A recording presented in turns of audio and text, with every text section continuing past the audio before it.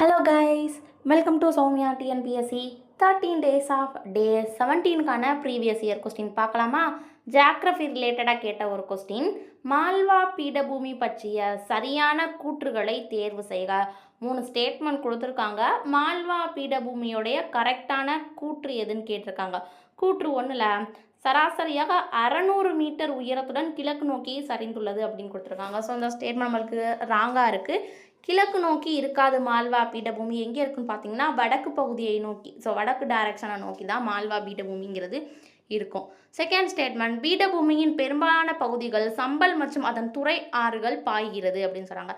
So இந்த statement நம்மளுக்கு கரெக்டாக இருக்கும். இதோட துணை ஆறுகள் என்னதுன்னு பார்த்தீங்கன்னா சிந்து, கங்கா. ஸோ அதாவது கங்கா, சிந்து மற்றும் பார்வதி, பெட்ச்வா போன்ற துணை ஆறுகளும் இந்த மால்வா பீடபூமியில் இருக்குது அப்படின்னு சொல்கிறாங்க. ஓகேயா? ஸோ அடுத்து தேர்ட் ஒன் பார்த்தீங்கன்னா மால்வா பீடபூமி ராஜஸ்தான், குஜராத் மற்றும் மத்திய பிரதேசங்களில் அமைந்துள்ளது அப்படின்னு கொடுத்துருக்காங்க. இந்த ஸ்டேட்மெண்ட் நம்மளுக்கு கரெக்டாக இருக்குது. மால்வா பீடபூமி எங்கெங்கே லொக்கேட் ஆகிருக்குன்னு சொல்கிறாங்க? ராஜஸ்தான், குஜராத் மற்றும் மத்திய பிரதேசம். ஸோ நம்மளுக்கு வந்துட்டு எந்த ஸ்டேட்மெண்ட் மட்டும் கரெக்டாக இருக்குன்னு பார்த்தீங்கன்னா செகண்டும் தேர்டும் மட்டும் தான் கரெக்டாக இருக்குது. Option C is the correct answer. Important. இதே மாதிரி வீடியோவுக்கு நம்மளோட சேனலை சப்ஸ்கிரைப் பண்ணிக்கோங்க. உங்களோட ஃப்ரெண்ட்ஸுக்கும் ஷேர் பண்ணுங்கள். மறக்காமல் லைக் பண்ணுங்கள். Thank you guys.